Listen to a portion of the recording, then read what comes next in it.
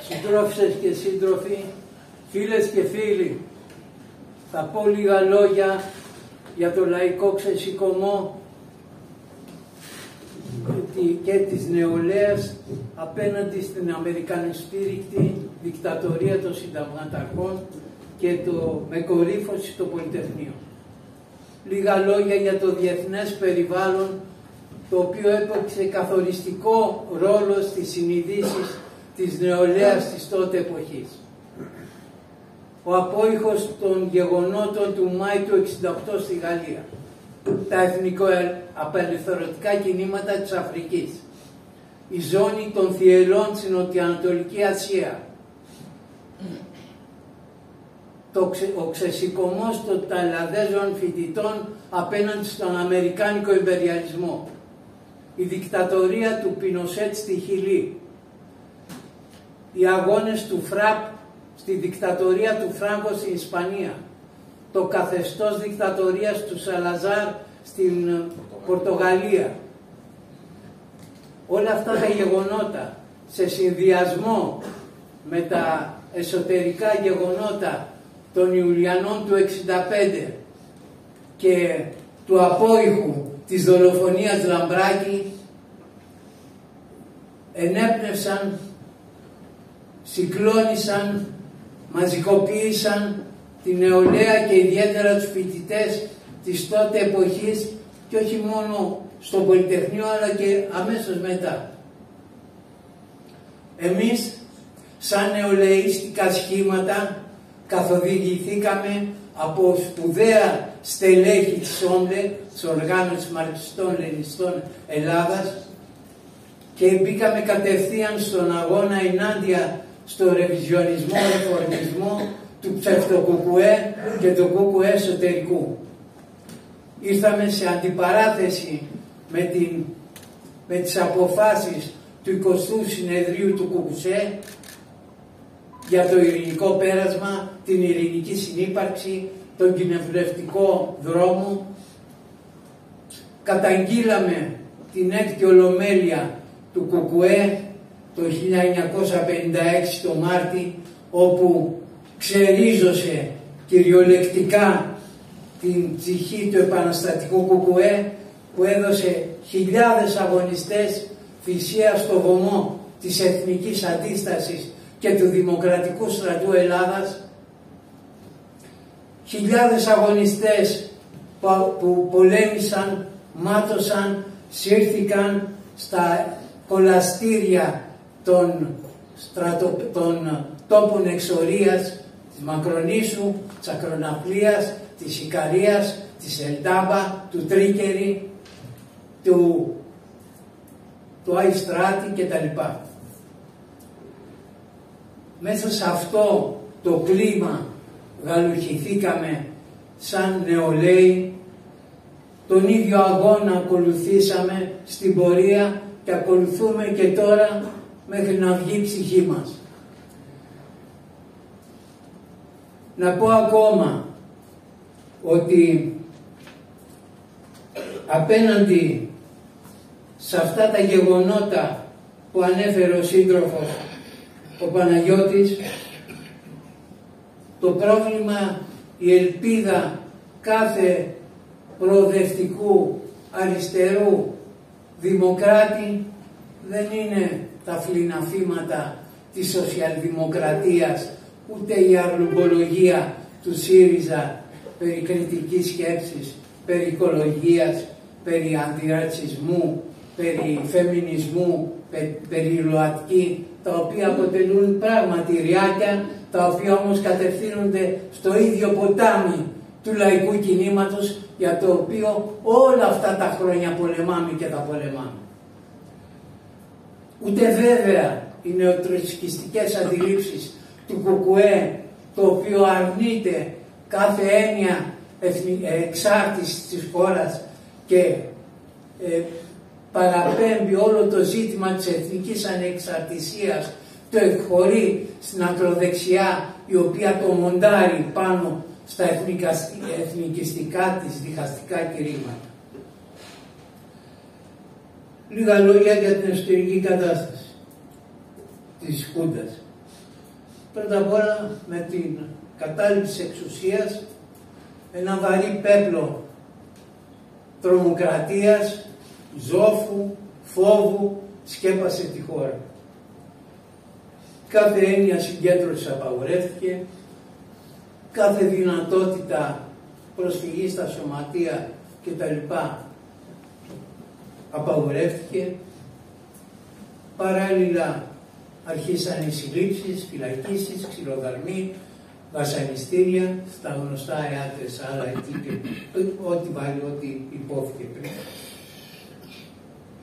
Με αποτέλεσμα να επικρατήσει μια φοβερή τρομοκρατία την οποία δεν μπορούμε σήμερα να τη φανταστούμε. Παράλληλα η Χούντα μπούκωσε τη μεγαλοαστική τάξη με χιλιάδες δάνεια,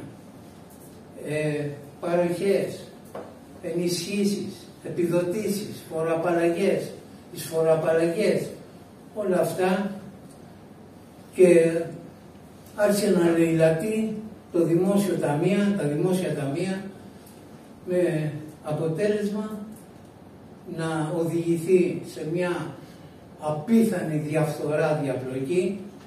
Αρκεί να σας πω ότι το δημόσιο χρέος στις αρχές του 1967 ήταν στα 34,7, αν θυμάμαι καλά, δισεκατομμύρια δραχμές.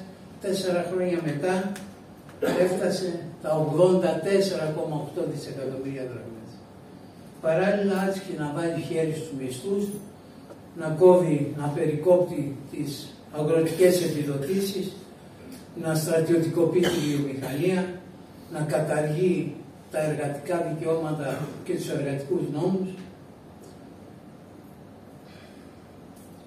μέχρι το σημείο που κάποια στιγμή άρχισαν να εμφανίζονται οι ιεροχομές. Το 1971 άρχισαν οι απεργίες της Ολυμπιακής Αεροπορίας, των τυπογράφων, των δημοσιογράφων, ο ξεσηκωμός των αγροτών, όπου τσαρπάχτηκε η αγροτική γη για να στηθούν τα δηληστήρια του Λάτσι, και κάποια στιγμή άρχισαν να εξαγγέλλονται δημοψηφίσματα, προεδρικές, θα είχαμε εκλογές κτλ. Με κατάληξη τη φιλελευθεροποίηση Μαρκεζίνη. Εκεί πάνω τσίμπησαν τα δύο ρεβιζιονιστικά κόμματα, του ΚΚΕ και του ΚΚΕ εσωτερικού. Άρχισαν να μιλάνε για ομαλό εκδημοκρατισμό της Χούντας, άρχισαν να λένε ότι κλίμα εφησυχασμού, μην ενοχλήσουμε, ας πούμε, τις επικείμενες εκλογές κτλ. Μέσα σε αυτό το κλίμα μπήκαν την Τετάρτη το πρωί οι οργανώσεις της Αντιεφέ και του Ρίγα Φεραίου, επιχειρηματολογώντας πάνω στο ζήτημα του ομαλού δημοκρατισμού της Χούντας, πάνω στο θέμα των φοιτητικών ετοιμάτων, τα οποία βέβαια πολιτικά είχαν πια ξεπεραστεί. Αρκεί να σας πω ότι σε μια συνέλευση ιατρικής, παρένθεση τώρα είναι αυτή, σε μια συνέλευση ιατρικής παρακολούθησα, άρχισαν να μιλάνε για τις σπασμένες πόρτες, τα σπασμένα έδρανα, τα παράθυρα, εκείνο τούτο, τα φοιτητικά ζητήματα, και κάποια στιγμή ακούστηκε μια φωνή από το γεμάτο αμφιθέατρο: δεν περνά ο φασισμός. Αμέσως ενσώματοι όλοι, δεν περνά ο φασισμός. Θέλω να πω ότι τα ζητήματα, τα φοιτητικά ήταν πια ένα παρελθόν μέσα στην αυλή του Πολυτεχνείου την Τετάρτη το πρωί.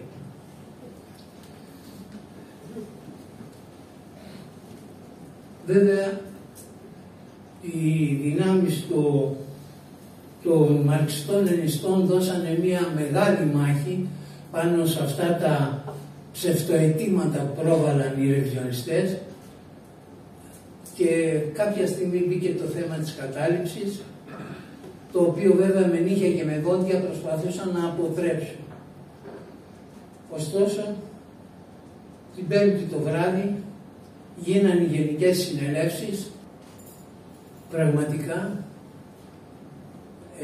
αυτό το συμπέρασμα προκύπτει ότι στο Πολυτεχνείο συγκρούστηκαν δύο γραμμές. Η γραμμή του συμβιβασμού, της υποτέλειας, του ενδοτισμού απέναντι στα κελεύσματα της Χούντας και η γραμμή της αντιπαράθεσης με το χουντικό καθεστώς και τα ζητήματα της εθνικής ανεξαρτησίας. 2 μήνες μετά κυκλοφόρησε η πασπουδαστική νούμερο 8, για την οποία στο υπέροχο βιβλίο του συντρόφου Παύλου Αλεξίου αναφέρονται λεπτομερώς, και η Χούντα λίγο καιρό μετά και με την τουρκική εισβολή κατέρευσε. Αυτοί οι σύντροφοι και συντρόφισσες είναι ιστορική αλήθεια για το Πολυτεχνείο.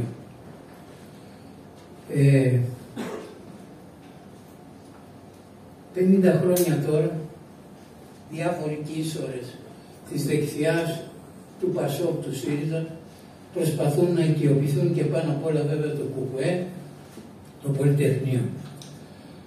Ωστόσο η σφραγίδα που επικύρωσε το μήνυμα του Πολυτεχνείου είναι πατημένη και στις δύο κολόνες της εισόδου από τον αδικοχαμένο σύντροφο Γιάννη Καΐλη,